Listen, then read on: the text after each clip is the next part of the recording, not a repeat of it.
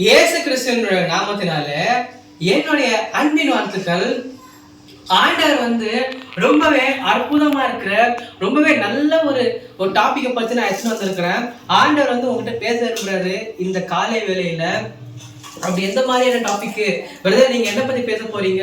நாங்க ரொம்பவே ஆண்டவருடைய வார்த்தைக்காக நாங்க வெயிட் பண்ணி நிற்கிறோம் அப்படின்னு நினைக்கிறவங்களுக்கு தான் கண்டிப்பா ஆண்டவர் பேசுவாரு. ஏன்னா ஆண்டவருடைய வார்த்தை வெறுமையா போய் வெறுமையா வராது. ஆண்டவர் எப்பேற்பட்ட ஒரு நல்ல ஆப்பர்ச்சுனிட்டி உங்களுக்கு கொடுக்குறாருனாக்கா, ஆண்டவர் பழைய காலத்துல இந்த மாதிரி எந்த வாய்ப்பும் இல்லை. ஆனா ஆண்டவர் இப்போ இந்த யூடியூப், இந்த இன்ஸ்டாகிராம், இந்த ஃபேஸ்புக்கு, வாட்ஸ்அப்பு, எவ்வளோ பெரிய சோசியல் மீடியாவிலலாம் இருக்கு. ஆனா அதெல்லாம் நம்ம ஆண்டவருக்காக யூஸ் பண்ணிக்கணும், ஆண்டவருடைய வார்த்தைக்காக நம்ம உபயோகிக்கணும். அப்போ பெரிய பெரிய அற்புதத்தையும் பெரிய பெரிய அடையாளத்தையும் நம்ம என்ன பண்ண போறோம். ஆண்டவர் இப்போ ஒரு நல்ல வாய்ப்பை கொடுத்துருக்கிறாரு. ஆண்டவருடைய வாய்ப்பு நம்மளுக்கு ஆண்டவர்கிட்ட தான் வந்திருக்கா, அது மட்டும் நம்மளுக்கு எப்படி தெரியும்? அப்பேற்பட்ட ஒரு நல்ல டாபிக்கை தான் நான் எடுத்து வந்திருக்கிறேன். ஒரு வாய்ப்பு கடவுளிடம் இருந்து கிடைக்குதா என்பதை நாம் எப்படி அறிவது? அந்த ஆப்பர்ச்சுனிட்டி, அந்த வாய்ப்பு நம்மளுக்கு கடவுளிடம் இருந்து வந்திருக்குது அப்படின்னு நம்ம எப்படி தெரிஞ்சுக்கிறது? அதை பத்தி தான் நம்ம இன்னைக்கு பார்க்க போறோம். என்னன்னு நீங்க கேட்டீங்கன்னாக்கா, எபேசியர் 5ஆம் அதிகாரம் 16வது வசனத்துல, நாட்கள் பொல்லாதவைகளானால் காலத்தை பிரயோஜனப்படுத்திக் கொள்ளுங்கள். அதுக்கு என்ன நீங்க கேட்டீங்கன்னாக்கா, இப்போ இருக்கிற சூழ்நிலையில, இப்போ இருக்கிற காலகட்டத்துல நம்ம தேசத்துல எடுத்துனாலும் சரி, இல்ல வெளிய தேசத்துல எடுத்துனாலும் சரி, இங்க இருக்கிற நம்ம நாட்டுல கேரளால எப்பேற்பட்ட அழிவுங்களெல்லாம் அவங்க சந்திச்சு இருந்தாங்க. அதே போல பங்களாதேஷ்ல நீங்க பாத்தீங்கன்னாக்கா, நம்ம இந்து ஜனங்களை எங்க போனாலும் அடிக்கிறாங்களாமா. ஆனா இதுல ஒரு நல்ல விஷயம் என்னன்னு நீங்க கேட்டீங்கன்னாக்கா, நம்ம முஸ்லிம் சகோதரர்கள் அவங்களுக்கு துணையா இருக்கிறாங்களாமா. இல்ல நீங்க இப்படி பண்ணாதீங்க, முஸ்லீம்ல இருக்கிற பெரிய பெரிய லீடர்ஸுங்க, ஒரு அத்தாரிட்டியில இருக்கிற லீடர்ஸுங்க அவங்கள காப்பாத்துக்கு முன் வராங்களாமா. இந்த மாதிரி இந்து ஜனங்களை அடிக்காதீங்கோ, துன்பப்படுத்தாதீங்கோ அப்படின்ட்டு. அப்பேற்பட்ட சூழ்நிலையில நம்ம இருக்கிறோம். நம்ம இப்படி இருக்கிற சூழ்நிலையில ஆண்டவர்கிட்ட வரணும், ஆண்டவரை நம்ம இன்னும் மேன்மேல தேரணும். அப்படி இருக்கிற காலகட்டத்துல நம்ம இருக்கணும். அதனால தான் ஆண்டவர் இந்த வார்த்தை சொல்ல விரும்புறாரு. என்னன்னு கேட்டீங்கன்னாக்கா, எபேசியர் 5ஆம் அதிகாரம் 16வது வசனத்துல, நாட்கள் பொல்லாதவர்களா இருக்கிறதுனால காலத்தை பிரயோஜனப்படுத்திக் கொள்ளுங்கள். இந்த இருக்கிற காலத்துல காலம் என்பது ரொம்பவே விலை மதிக்க முடியாதது. நம்ம அந்தந்த காலத்துல நம்ம என்னென்ன செஞ்சுட்டு போறோம் அது ரொம்பவே முக்கியமா இருக்குது. எதுக்காகன்னு கேட்டீங்கன்னாக்கா, ஆண்டவருடைய ஊழியத்தை நம்ம செய்யும் போது, இல்ல ஆண்டவருக்காக எதனா செய்யும் போது நம்ம ரொம்பவே முக்கியத்துவம் அதை கொடுக்கணும். நம்ம மோசையா, நம்ம பெரிய பெரிய தீர்க்கதரிசிகளெல்லாம் நம்ம பார்த்துருப்போம். அவங்க எல்லாம் எப்பேற்பட்ட ஊழியத்துல செஞ்சிருப்பாங்கன்னு நம்ம கவனிச்சு பார்த்துருப்போம். அவங்க அப்பேற்பட்ட ஊழியத்தை செஞ்சதுனால தான் இன்னும் நம்ம சரித்திரத்துல அவங்க இடம் பெற்றிருக்காங்க. அதே போலதான் நம்மளும் ஆண்டவருக்காக துணிவா வைராடயத்தோட எதெல்லாம் நம்ம செய்யணும். அப்போதான் ஆண்டவருடைய நாமம் மகிமைப்படும். இன்னும் இருக்கிற காலகட்டத்துல நம்ம ஆண்டவருக்காக நம்ம ஊழியம் செய்யலாம். அதே போல ஆண்டவர் இப்போ உங்களுக்கு ஒரு ஆப்பர்ச்சுனிட்டி கொடுத்திருக்கிறாரு அப்படின்னா நீங்க எதை மூலமா அதை நம்புவீங்க நீங்க கேட்டீங்கன்னாக்கா, மத்தேயு 25ஆம் அதிகாரத்துல 15வது வசனத்துல, அவனுடைய திறமைக்கு தக்கதாக ஒருவனிடத்தில் 5 தாலந்தும், ஒருவனிடத்தில் 2 தாலந்தும், ஒருவனிடத்தில் 1 தாலந்துமாக கொடுத்து உடனே பிரயாணப்பட்டு போனான்.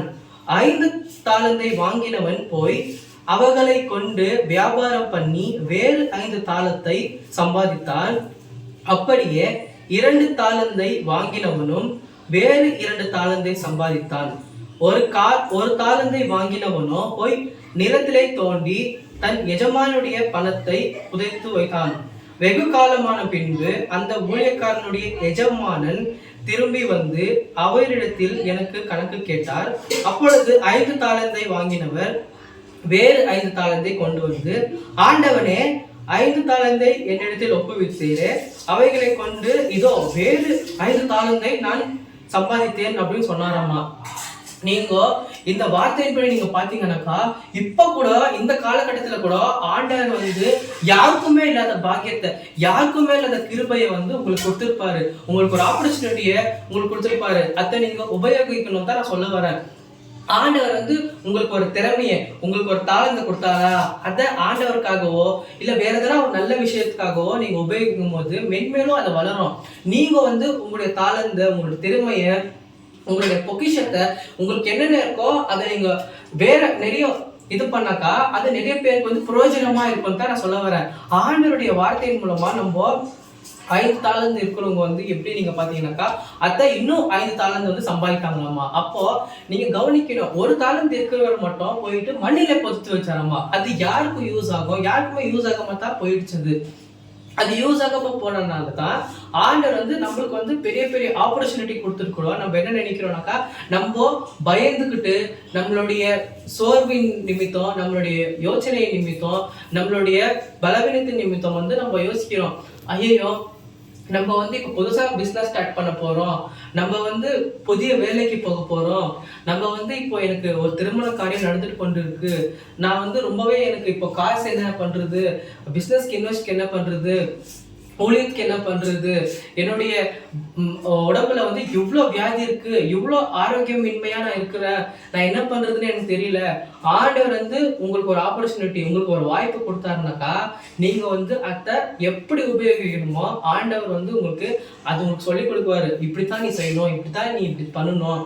நீங்க வந்து பயத்தை நிமித்தமா, சோம்பல் நிமித்தமா, இல்ல வேற எதெல்லாம் நிறைய காரியத்தின் உலகத்தில் நிற்கிற காரியத்தின் நிமித்தமா நீங்க வந்து இன்னும் அதே இடத்துல அப்படியே உட்கார்ந்து இருக்கலாம். இப்ப கூட இந்த வீடியோ பார்த்து, ஆனா ஆண்டவர் நிமித்தம் நீங்க ஏஞ்சி ஊழியத்தையோ இல்ல பிசினஸையோ இல்ல வேலை காரியமோ நீங்க செஞ்சீங்கன்னாக்கா ஆண்டவர் உங்க கூட தான் இருக்கிறாரு. இந்த வார்த்தை மூலமா உங்கள்கிட்ட சொல்ல விரும்புறாரு, உங்களுக்கு இருக்கிற ஆப்பர்ச்சுனிட்டியை வந்து நீங்க மிஸ் பண்ண போகாதீங்க. உங்களுக்கு இருக்கிற தாளந்தை வந்து நீங்க இழக்காதீங்க.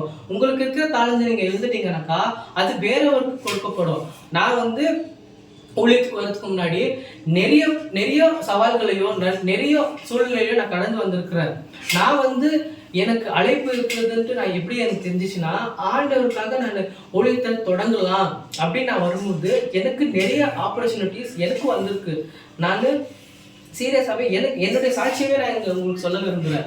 நான் வந்து ஊழியத்துக்கு வரதுக்கு முன்னாடி எனக்கு பைபிள் காலேஜ் நான் போயிட்டு இல்லை, எனக்கு பைபிள் காலேஜ் பற்றி எனக்கு எந்த இதுவும் எனக்கு தெரியாது. இப்போ நான் ஊழியத்துக்கு வந்தது நிமித்தா ஆண்டவருடைய கிருபையினால எனக்கு ஒரு பைபிள் காலேஜ் கிடைச்சிருக்கு. அது வந்து கண்டிப்பா நான் நினைக்கிறேன் அது ஆண்டவருடைய கிருபையினால தான் கிடைச்சிருக்குன்னு நான் நம்புறேன். இதே போல வந்து இப்போ நீங்க பிசினஸ் செய்யலாம் நீங்க யோசிச்சுட்டு இருக்கலாம், இப்போ வந்து நீங்க ஊழியர் செய்யலாம்னு யோசிச்சுட்டு இருக்கலாம், இப்போ நீங்க வந்து ஒரு புதிய வண்டி வாங்கலாம்னு யோசிச்சுட்டு இருக்கலாம், இப்போ வந்து நீங்க புதிய வேலைக்கு போகலான்னு யோசிச்சுட்டு இருக்கீங்களா. இப்போ வந்து இயேசு கிறிஸ்துவின் நாமத்தை நான் சொல்றேன், எல்லாமே வாய்க்கோங்க. உங்களுக்கு அது ஆண்டவர் கொடுத்திருக்கிற ஒரு வாய்ப்பா நீங்க எண்ணுங்க. ஏன்னா நீங்க பைபிள்ல பாத்தீங்கன்னாக்கா கோலியாத்தை வந்து தாவீது அந்த சண்டை நிமித்தமா தான் அவர் தாவீது எப்பேற்பட்டவர்ன்ட்டு அந்த ஊருக்கே தெரிய ஆரம்பிச்சிச்சு. அன்னி வரைக்கும் ஆடு மேய்ச்சி கொண்டு இருக்கிற ஒரு தாவீது தான் எல்லாருக்குமே தெரியும். ஆனா எப்போ வந்து கோலியாத்தை முறையடித்தானோ அப்போ வந்து எல்லாருமே தாவீது எப்படி பார்த்தாங்க, ஒரு வீரனா பார்த்தாங்க. தாவீது எப்பேற்பட்டவர் பார்த்தியாப்பா, நம்ம ஆண்டவர் வந்து ஆசீர்வதித்து உங்க பேரை வந்து ஊர் முழுவதும் அறிக்கத்தக்க வந்து பண்ணுவாரு. ஆண்டவர் வந்து எப்பேற்பட்ட அதிசயத்தையும் எப்பேற்பட்ட அற்புதத்தை செய்வார்னாக்கா அவர் வந்து அந்த ஆப்பர்ச்சுனிட்டியை மிஸ் பண்ண விரும்பல. தாவீது வந்து இப்படி போய் சொல்றாரு சவுலுக்கிட்ட, நான் சிங்கத்தையும் நான் கரடியையும் நான் சண்டை போட்டு ஜெயிச்சிருக்கிறேன். அப்படி இருக்கும்போது இந்த கோலியாத் வந்து எனக்கு ஏமாத்திரும்.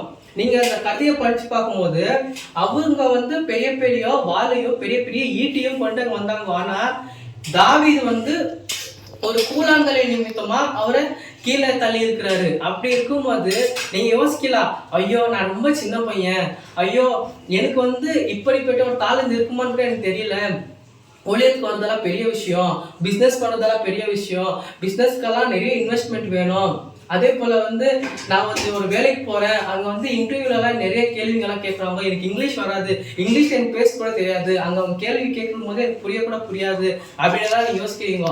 தைரியமா ஆண்டவர் நம்பிக்கை வைத்து நீங்க போங்க. நீங்க போகும்போது ஆண்டவர் வந்து அற்புதத்தை செஞ்சே செய்வாருங்க. உங்களுக்கு செய்யாம இவர் யாருக்குமே செய்ய முடியாது. ஏன்னா நீங்க ஆண்டவருடைய பிள்ளைங்க. ஆண்டவருடைய வார்த்தை நிமித்தமா உங்களுக்கு என்ன ஆப்பர்ச்சுனிட்டி கிடைச்சிருக்கோ அதை வந்து நீங்க யூஸ் பண்ண விரும்புங்க. இனிமேல இருந்து இப்போ இன்னொரு வரைக்கும் நீங்க என்ன எப்படி வேணா இருந்துக்கலாம். ஆனா இயேசு கிறிஸ்து நாமத்தால சொல்றேன், நீங்க பிசினஸ் செய்யுங்க, நீங்க ஊழியத்தை செய்யுங்க, நீங்க ஒரு புது வண்டி வாங்க போங்க, பிசினஸ் செய்யுங்க. எப்பவுமே ஆண்டவர் வந்து என் கூட தான் இருக்கிறாரு, நான் பயப்பட மாட்டேன். நீங்க எந்த காரியத்தை செய்தாலும் ஆண்டவர் உங்க கூட தான் இருக்குவாரு. நீ கையிட்டு செய்யும் எல்லா காரியமும் வாய்க்குண்டு ஆண்டவர் உங்களுக்கு வாக்கு கொடுத்துருக்காரு தானே. அப்போ வந்து உங்க ஆப்பர்ச்சுனிட்டியை நீங்க விடாதீங்க. நீங்க வந்து உலகத்துல இருக்கிறவங்க வந்து இப்படி சொல்லுவாங்க, நீங்க இப்படி பிசினஸ் ஸ்டார்ட் பண்ண போகும்போது, ஐயோ நான் வந்து பிசினஸ் ஸ்டார்ட் பண்ணும்போது நான் தோல்வியை பார்த்துட்டேன்ப்பா, இனிமேல் நான் பிசினஸே பண்ண மாட்டேன். ஐயோ இப்ப நான் வேலைக்கு போனாக்கா வேலையில வந்து சரியான சேலரி கூட கொடுக்க மாட்டேன்றாங்க. கூகுள்லயும் அதே போல அமேசான் கம்பெனிலயும் நிறைய பேரை வந்து வேலையில தூக்கிட்டு இருக்கிறாங்களாமா. நான் எல்லாம் இப்போ எந்த வேலைக்கும் நான் போக மாட்டேன், நான் வந்து வேற எதனா பண்ணிக்கிறேன் அப்படின்ட்டு நீங்க கிடைத்த வாய்ப்பை நீங்க இழக்காதீங்க. நீங்க இயேசு கிறிஸ்துவின் நாமத்துல அவர் மேல உங்களுடைய இதை வச்சு நீங்க போங்க. அதே போல வந்து சரீரத்தின் பலவீனத்தை பத்தி நீங்க குறிக்காதீங்க, யோசிக்காதீங்க. என்னன்னா ஆண்டவர் வந்து இந்த மாதிரி உங்க சரீரத்தின் பலவீனத்தை இருந்தாக்கா ஆண்டவருடைய நாம மகிமைப்படுறதுக்காகத்தான் உங்களுக்கு அப்படி இருக்கு. ஆண்டவர் வந்து உங்களுக்கு அற்புதத்தை செஞ்சே செய்வாரு. அவர் வந்து அற்புதத்தை அடையாளத்தை செய்கிற தேவன். நீங்க விசுவாசிக்கணும். உங்களுடைய விசுவாச நிமித்தமா தான் எல்லாமே நடக்கும். அதே போலதான் நீங்க வந்து ஒரு புதிய வேலை ஆயிடுச்சு, புதிய வேலை ஆன பிறகு உங்களுக்கு திருமண காரியம் நடக்கும். திருமண காரியம் நடக்கிறதுக்கு உங்களுக்கு ஐயோ காசு இல்லை, ஆண்டவர் வந்து இப்ப என்கிட்ட காசு இல்லை அதனால வந்து திருமணம் தடையா ஆயிடும் அப்படின்ட்டு நீங்க யோசிக்கலாம். ஆனா ஆண்டவர் வந்து இந்நாள் வரைக்கும் நடத்தி வந்த தேவன் உங்களை இனிமேல் நடத்த மாட்டாரா? உங்களை தாயின் கருவில அறிந்து இந்நாள் வரைக்கும் நடத்தி வந்த தேவன் உங்களை இதுக்கு மேல நடத்துவார்னு நீங்க நம்புறீங்க தானே? அப்ப எதுக்கு நீங்க சோர்ந்து போறீங்க? அப்ப எதுக்கு நீங்க கலங்குறீங்க? அப்ப எதுக்கு நீங்க துன்பப்படுறீங்க? உலகத்துல இருக்கிற ஜனங்களை பார்த்து எதுக்கு நீங்க பயப்படுறீங்க? உங்களுக்கு கிடைச்சிருக்கிற எந்த மாதிரியான ஆப்பர்ச்சுனிட்டியோ உங்களுக்கு பாட வருமா? ஆண்டவரை துதிங்க, ஆண்டவருக்காக வர்ஷிப் பண்ணுங்க, ஆண்டவருக்காக ஸ்தோத்திரம் செலுத்துங்க.